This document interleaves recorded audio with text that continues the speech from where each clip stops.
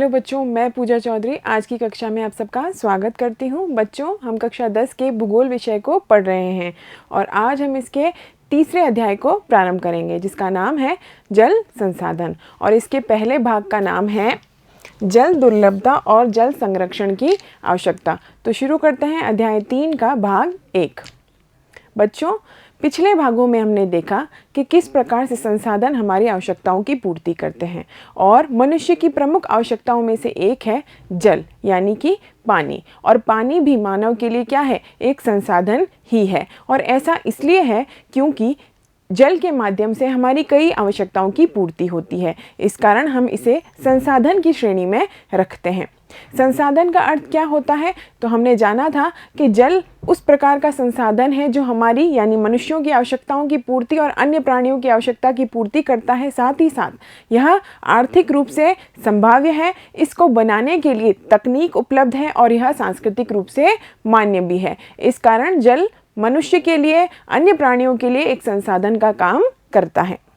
जल जो है धरातल पर 3/4 भाग पर मौजूद है और उसमें भी मुख्यतः हम देखते हैं कि यह जल जो है लवणीय जल है, यानी इसकी बहुत कम मात्रा जो है अलवणीय है, पीने योग्य है। इस कारण हम कहेंगे कि जल जो है वह हमारे लिए सीमित मात्रा में पीने योग्य मौजूद है। इसके अलावा जल एक नवीकरण योग्य संसाधन है। इसका अर्थ यह है कि जल चक्रण के द्वारा इसका पुनर्भरण किया जा सकता है। पीने योग्य जल जो है वह हमें कहाँ से प्राप्त होता है? तो बच्चों, पीने योग्य जल जो है वह हमें भौम स्रोतों से प्राप्त होता है। साथ ही साथ यह सतही अपवाह से हमें प्राप्त होता है। तो देखते हैं जल संसाधन के बारे में क्या हमारे अध्याय में लिखा गया है। तो जल एक नवीकरण योग्य संसाधन है और पृथ्वी का 3/4 धरातल जल से ढका हुआ है, परंतु इसमें प्रयोग में लिया जाने वाला या फिर हमारे पीने के योग्य जल बहुत ही कम मात्रा में पाया जाता है। तो अधिकांश जल जो है वह कैसा है? लवणीय है। अलवणीय जल यानी कि पीने योग्य जल बहुत कम मात्रा में हमारे पास में मौजूद है, लेकिन उसका जो है जल चक्रण के माध्यम से पुनर्भरण किया जा सकता है और इस प्रकार से हम उस जल को पुनः बना भी सकते हैं। इसी कारण यह नवीकरण योग्य संसाधन कहलाता है। दुनिया में पानी की कुल मात्रा की यदि बात करें तो वह है 96.5%, लेकिन समुद्र के रूप में यह मौजूद है। और यदि हम बात करें मीठे पानी की तो यह केवल कितना है? तो यह बच्चों 2.5% ही है, जो कि बहुत ही कम मात्रा है सभी जीवों के लिए, सभी प्राणियों के लिए पीने योग्य पानी की। तो इस प्रकार से हम देखते हैं कि पीने योग्य पानी बहुत ही कम होता है। इसके अलावा यदि हम बात करें तो दुनिया में जल की मात्रा और पीने योग्य जल की मात्रा इतनी कम है कि ऐसा माना जाता है कि 2025 तक विश्व के बड़े सारे भाग जो हैं वह पीने योग्य पानी से वंचित हो जाएंगे। और इसी तरीके से यदि हम बात करें भारत की तो ऐसा माना जाता है कि भारत में 70% से ज़्यादा जनसंख्या जो है उसके पास में शुद्ध पीने का पानी नहीं है। तो हम कहेंगे, ऐसी आशंका की जाती है कि 2025 तक विश्व के बड़े हिस्से पानी की कमी वाले क्षेत्रों में शामिल हो जाएंगे, यानी कि बहुत ही कम समय हमारे पास में है जब हमारे प्रयास बहुत तेज़ी से बढ़ जाने चाहिए जिससे कि जल का संरक्षण किया जा सके और आने वाली पीढ़ियों की आवश्यकताओं की पूर्ति के लिए जल को बचाया जा सके। इसके लिए मनुष्य को सावधानी पूर्वक इसका प्रयोग करना चाहिए और आवश्यकता के अनुसार ही सीमित मात्रा में जल का प्रयोग करना चाहिए। यदि हम भारत की बात करें तो भारत की 70% से ज़्यादा जनसंख्या के लिए साफ पीने का पानी मौजूद नहीं है, जो कि अपने आप में बहुत ही विचलित करने वाला आंकड़ा है। यानी कि जल जो है हमारे लिए दुर्लभ है, दुर्लभ होता जा रहा है और आने वाली पीढ़ियों के लिए जल की समस्या और भी गहराती जाएगी। इसी के लिए मनुष्य को अब सचेत हो जाना चाहिए, अपने प्रयत्नों को और भी तेज कर देना चाहिए जिससे कि जल को बचाया जा सके और इसे ही हम कहते हैं जल संरक्षण। तो जल की दुर्लभता यानी कि पानी की कमी हो जाना बहुत ही बड़ी समस्या है जिसके लिए मनुष्य को प्रयास करने प्रारंभ कर देने चाहिए और यह व्यक्तिगत स्तर पर भी होने चाहिए और सरकार के स्तर पर भी होना चाहिए। तो जल दुर्लभता क्या है? तो देखते हैं। जल हमारे जीवन के लिए अत्यंत ज़रूरी होता है। हमारी कई आवश्यकताओं की पूर्ति जल के माध्यम से पूरी होती है, जैसे कि हमारे आर्थिक कार्यों की पूर्ति जल के माध्यम से होती है, साथ ही साथ हमारे दैनिक जीवन में दैनिक कार्यों की पूर्ति भी जल से ही होती है। तो इस प्रकार से जल हमारे लिए बहुत ही उपयोगी होता है, बहुत ही ज़रूरी होता है।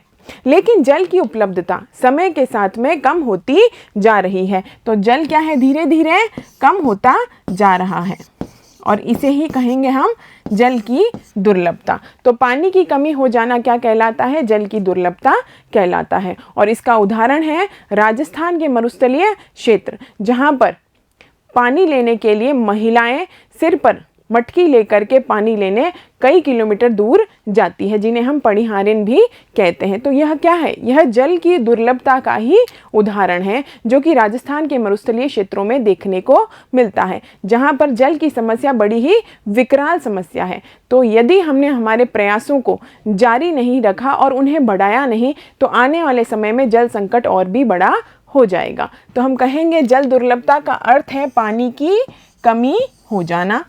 भारत में जल की कमी का यदि उदाहरण देखना है तो हम राजस्थान, हमारे राज्य की बात कर सकते हैं। तो राजस्थान के भी यदि हम मरुस्थलीय क्षेत्र की बात करें तो वहाँ पर जल संकट बहुत ही बड़ी मात्रा में पाया जाता है, जहाँ पर महिलाएं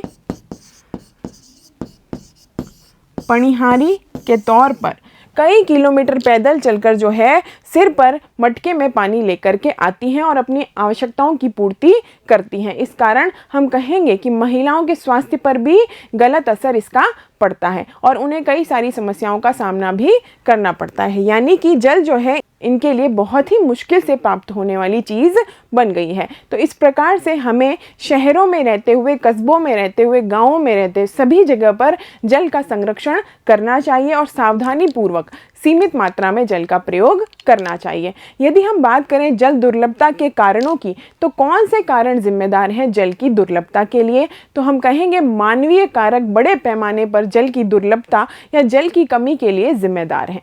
और इसमें कौन से ऐसे कारण हैं, तो सबसे पहले यदि हम बात करें प्राकृतिक कारणों में, तो प्राकृतिक कारणों में हम कहेंगे वर्षा जल जो है वह अलग अलग स्थानों पर कम मात्रा में और ज़्यादा मात्रा में हमें देखने को मिलता है और वर्षा की कमी की वजह से जल की दुर्लभता तो होती ही है। लेकिन यदि हम मानवीय कारकों की बात करें तो मानव की गतिविधियां जो है जल की दुर्लभता के लिए जिम्मेदार हैं। तो ऐसी कौन सी गतिविधियां हैं जो मनुष्य करता है और उसकी वजह से पानी की कमी होती जा रही है, तो हम कहेंगे मनुष्य की कई गतिविधियां ऐसी हैं जिसकी वजह से क्या हो रहा है, पानी की कमी हो रही है। जैसे कि यदि हम बात करें तो हम कहेंगे मनुष्य जो है जल का अति प्रयोग करता है, जल का अति दोहन भी करता है। साथ ही साथ वह यदि हम शहरों में देखें तो शहरों में भी मनुष्य की उपभोग की प्रवृत्ति और जल उपभोग की मात्रा जो है बहुत ज़्यादा है और सभी के घर में नलकूप भी पाए जाते हैं और इस कारण जो है जल का बहुत ज़्यादा दोहन शहरी लोगों द्वारा किया जाता है। इसके अलावा यदि हम बात करें तो बढ़ती हुई जनसंख्या की वजह से भी जल की मांग बढ़ रही है और इस वजह से भी जल धीरे धीरे कम होता जा रहा है। और यदि हम बात करें उद्योगों की, तो उद्योगों में भी जो है जल को बहुत प्रयोग किया जाता है। तो इस प्रकार से धीरे धीरे हम क्या कह रहे हैं कि जल जो है कम होता जा रहा है और जल दुर्लभता के लिए प्रकृति के कारण तो मौजूद है ही, लेकिन मानवीय कारक ज़्यादा जिम्मेदार हैं और जिन्हें कि हमें कम करना चाहिए। तो देखते हैं जल दुर्लभता के कारण कौन कौन से हैं। सबसे पहले हम कहेंगे कि भौगोलिक रूप से वर्षा जो है सभी जगहों पर समान नहीं पाई जाती, यानी कि अलग अलग स्थानों पर वर्षा की जो मात्रा है वह कम ज़्यादा होती है। तो वर्षा की कमी से भी जल संसाधनों में कमी हो रही है। तो इस प्रकार से वर्षा जो है जल दुर्लभता के लिए जिम्मेदार कारक है, लेकिन यह एक प्राकृतिक कारक है। और यदि हम बात करें जल का अतिशोषण, तो यह भी क्या है, यह एक जल दुर्लभता का कारण है, लेकिन यह मानवीय कारक है कि मानव जो है सावधानी पूर्वक जल का उपयोग नहीं करता, वह इसका बहुत ही ज़्यादा प्रयोग करता है, अतिशोषण इसका करता है और साथ ही साथ जल का अति प्रयोग भी इसके लिए जिम्मेदार है, जिससे कि जल दुर्लभता बढ़ रही है। और यदि हम बात करें तो अलग अलग समाजों में जल का असमान वितरण भी जल की दुर्लभता के लिए जिम्मेदार है। यानी कि समाज में जल का बंटवारा समान नहीं है। कुछ लोगों के पास जो है जल आसानी से उपलब्ध हो जाता है और कुछ लोग इस जल की उपलब्धता को नहीं पा सकते और उनके पास में संसाधनों की कमी होती है और उसमें जल संसाधन भी शामिल होता है। तो इस प्रकार से समाज में जल संसाधन का बंटवारा भी समान नहीं है। इसी तरीके से हम बात करें तो जल दुर्लभता के लिए बढ़ती जनसंख्या भी जिम्मेदार है। जैसे जैसे जनसंख्या वृद्धि हो रही है वैसे वैसे जनसंख्या की आवश्यकता की पूर्ति में जल भी एक प्रमुख मांग है और इसकी मांग बढ़ने के कारण भी जल सीमित होता जा रहा है, पानी की कमी होती जा रही है और जल दुर्लभ होता जा रहा है। तो बढ़ती जनसंख्या के कारण भी हम कहेंगे जल की दुर्लभता बढ़ रही है। इसी तरीके से यदि हम शहरी क्षेत्रों की बात करें तो वहाँ पर भी पानी का अत्यधिक दोहन होता है, क्योंकि प्रत्येक घर में नल आता है, प्रत्येक घर में नलकूप भी होते हैं, जिसकी वजह से लोगों को जल की जो महत्ता है वह समझ नहीं आती और इस प्रकार से वह उसका अंधाधुंध प्रयोग करते हैं। तो इस प्रकार से शहरी क्षेत्र के जो लोग हैं उन्हें भी आवश्यकता है कि वह जल के संरक्षण के लिए प्रयास करें और वह दैनिक जीवन में ऐसी आदतें डालें। अगला कारण जो है वह है उद्योगों द्वारा पानी का अत्यधिक उपयोग। तो हम कहेंगे कई सारे उद्योगों में जल विद्युत के माध्यम से ऊर्जा प्राप्त की जाती है और फिर वह उद्योग चलते हैं, तो वह भी क्या है, वहाँ पर भी जल का जो है दुरुपयोग होता है, जल का अति दोहन और अति शोषण होता है। तो इस प्रकार से उद्योग भी जो है जल की दुर्लभता के लिए जिम्मेदार कारक होते हैं। तो हम कहेंगे जल की दुर्लभता के लिए कई सारे कारण जिम्मेदार हैं। इसके अलावा यदि हम ग्रामीण क्षेत्रों की बात करें तो ग्रामीण क्षेत्रों में हम कहेंगे खेतों में सिंचाई के लिए भी जल का उपयोग किया जाता है और यदि हम बात करें सिंचाई के साधन के रूप में तब वहाँ पर भी खेतों में भी जल का अति प्रयोग किया जाता है, अति दोहन किया जाता है, उसका दुरुपयोग किया जाता है। तो सिंचाई के साधनों में भी जल का प्रयोग जो है सावधानी पूर्वक करना आवश्यक है, जिससे कि जल दुर्लभता से बचा जा सके। तो हम कहेंगे जिन क्षेत्रों में सिंचाई द्वारा खेती होती है वहाँ भी जल का उपयोग बहुत ज़्यादा होता है, जल का दुरुपयोग होता है, जो भी जल दुर्लभता हेतु उत्तरदायी है। तो हम देखते हैं सिंचाई हेतु भी जल का दुरुपयोग होता है। तो यह भी क्या है, सावधानी पूर्वक होना चाहिए, इसका प्रयोग भी सोच समझकर किया जाना चाहिए और जितनी आवश्यकता है उतनी ही मात्रा में जल का प्रयोग करना चाहिए, जिससे कि जल दुर्लभता कम हो सके। यदि हम बात करें औद्योगिकरण और शहरीकरण की और विकास की, तो इसमें किस प्रकार से जल दुर्लभता बढ़ रही है, तो हम कहेंगे शहरीकरण, औद्योगिकरण और विकास की प्रक्रिया स्वतंत्रता के बाद में आगे बढ़ती है और उसके पश्चात में भारत में कई सारे उद्योगों की स्थापना होती है। भारत में छोटे छोटे कस्बे शहरों में परिवर्तित होते हैं और शहर जो है महानगरों में बदलने लगते हैं। इसके परिणाम स्वरूप जो है जल की मांग बहुत ज़्यादा बढ़ने लगती है। तो हम कहेंगे विकास के नाम पर, औद्योगिकरण के नाम पर और शहरीकरण के नाम पर जल की मांग बढ़ रही है और जल का दोहन भी बढ़ रहा है। तो इस प्रकार से जल दुर्लभता के लिए यह विकास की प्रक्रिया भी जिम्मेदार है, जिसमें कि हम सावधानी पूर्वक जल का प्रयोग नहीं करते, उसका अंधाधुंध दोहन करते हैं। इसी तरीके से औद्योगिकरण और शहरीकरण की प्रक्रिया भी जल के दुरुपयोग के लिए और जल के दुर्लभता के लिए जिम्मेदार है। तो देखते हैं विकास,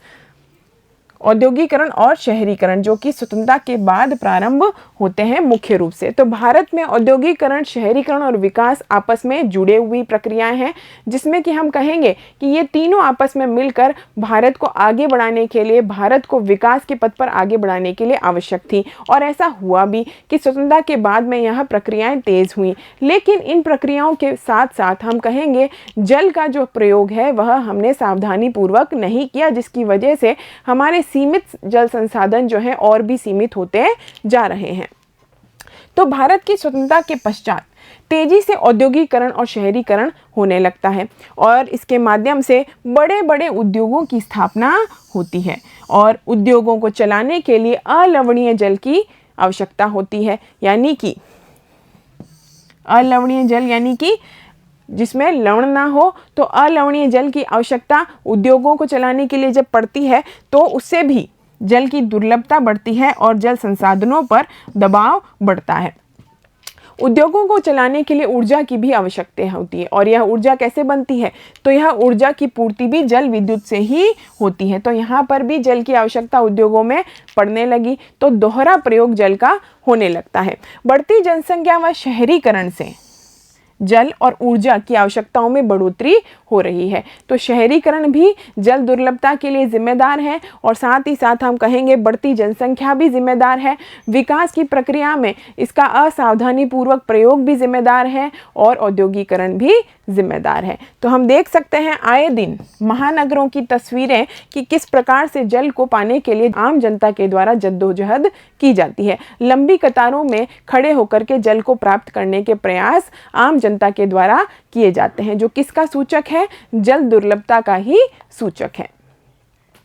इसके अलावा यदि हम बात करें तो शहरों के आवासों में, शहरों के घरों में जल पूर्ति के लिए नलकूपों की स्थापना की जाती है, जिससे कि शहरी जीवन शैली के प्रभाव में जल संसाधनों का अतिशोषण होता हुआ दिखाई देता है। यदि प्रत्येक घर में जल की आपूर्ति आसानी से हो जाएगी तो कोई भी व्यक्ति उसके महत्व को नहीं जान पाएगा। तो इस प्रकार से यह जो एक सुविधा दी गई है उसका भी दुरुपयोग होता हुआ शहरों में दिखता है, कि प्रत्येक घर में जो है, प्रत्येक आवास में जो है, जो शहरों में पाए जाते हैं, वहाँ पर जल की आपूर्ति आसानी से होती है, और इस कारण जो है उसका प्रयोग भी बहुत असावधानी पूर्वक किया जाता है, जो कि जल दुर्लभता के लिए जिम्मेदार है।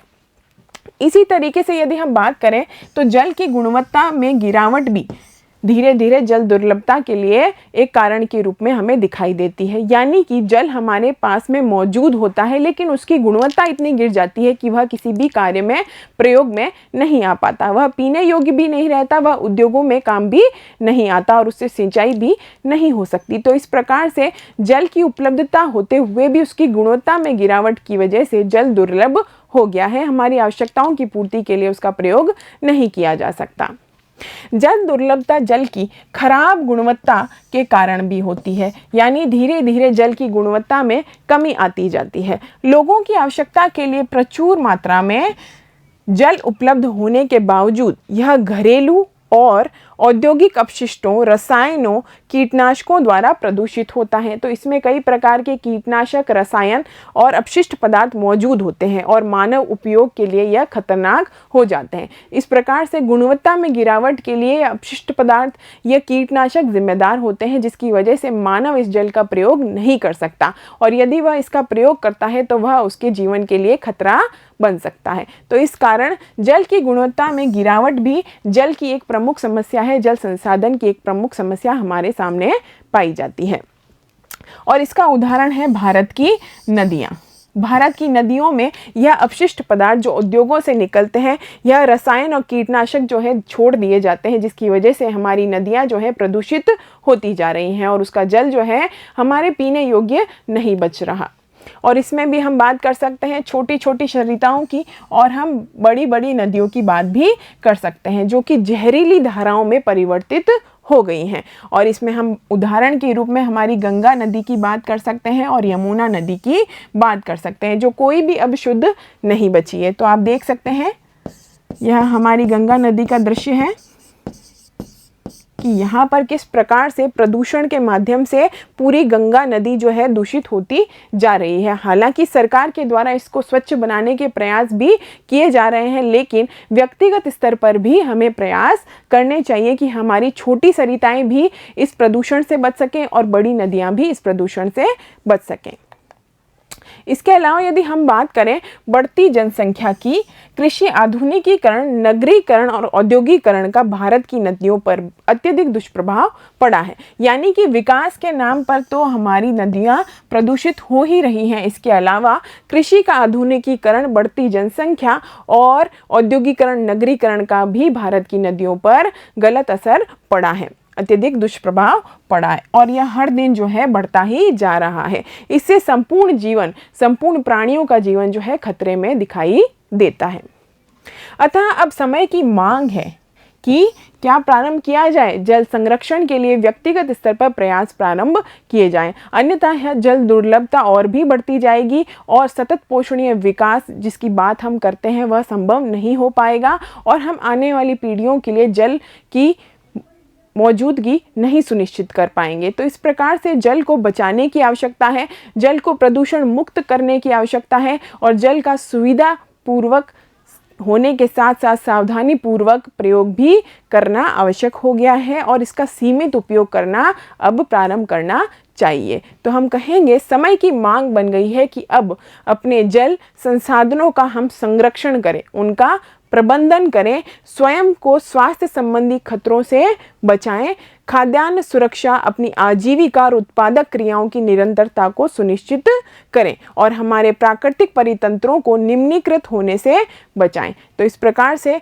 प्रकृति में मौजूद हमारे सभी संसाधनों को निम्नीकृत होने से हमें बचाना होगा और इसके लिए प्रत्येक मानव को प्रयास करने चाहिए। जल संसाधनों के अतिशोषण और कुप्रबंधन से इन संसाधनों का ह्रास हो रहा है और पारिस्थितिकी संकट की समस्या भी पैदा हो सकती है, जिसका हमारे जीवन पर गंभीर प्रभाव पड़ सकता है। तो इस प्रकार से जल, जो कि हमारे लिए हमारी आधारभूत आवश्यकता है, हमारा एक प्रमुख संसाधन है, उसको बचाने के लिए हमें प्रयास करने प्रारंभ करने चाहिए। तो हम क्या कहेंगे कि मनुष्य की अन्य प्राणियों की आवश्यकता के रूप में जल बहुत ही आवश्यक है। यह पृथ्वी पर मौजूद तो है, लेकिन यह लवणीय अधिक है और वह पीने योग्य नहीं है, और जो पीने योग्य या अलवणीय जल है उसकी मात्रा सीमित है और उसे बचाने के लिए उसको सीमित मात्रा में ही हमें प्रयोग करना चाहिए, उसका सावधानी पूर्वक प्रयोग हमें करना चाहिए। तो इस प्रकार से हम विकास, औद्योगिकरण, नगरीकरण की जो बात करते हैं उसमें हमें इतना स्वार्थी नहीं हो जाना चाहिए कि हम आने वाली पीढ़ियों के लिए जल की आवश्यकता को सुनिश्चित नहीं कर पाएँ। तो इस प्रकार से जल का जो प्रयोग है वह हमें सावधानी पूर्वक करना चाहिए।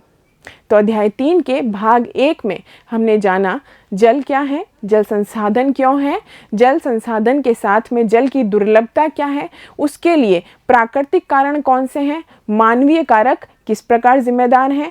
साथ ही साथ हमने देखा कि क्या इस समय जल दुर्लभता एक बड़ी समस्या बन गई है और यदि है तो जल संरक्षण क्यों आवश्यक है। मिलते हैं इसी अध्याय के अगले भाग में। धन्यवाद।